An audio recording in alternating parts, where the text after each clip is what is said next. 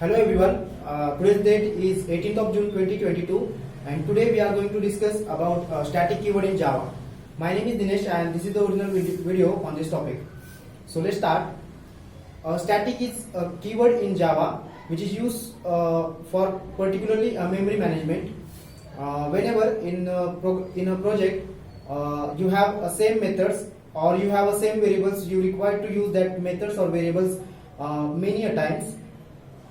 So that for that reason, without using or creating the methods again and again, we use a static keyword there, so that we can use that method as many times as we want. So this is the very basic use of a static keyword in Java programming language. Let's understand it through a particular example.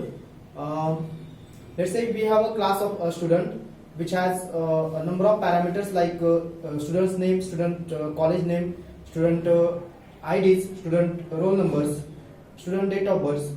So in these cases, it may be the college name of every student could be same, right?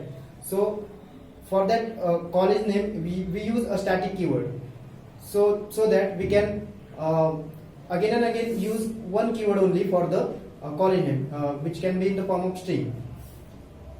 So it saves a memory there. This is what the main use of static keyword. So there are basically static variables, static methods, static blocks also, or static nested classes which we can use. So let's understand first what are static variables. Static variables are the variables which are declared inside a class, and when we require to use that variables in every method, we declare the variable as a static. In Java, particularly, a static has given much more importance. Basically, whenever we try to load a class, at the very first, JVM will search for a static keyword without checking its object.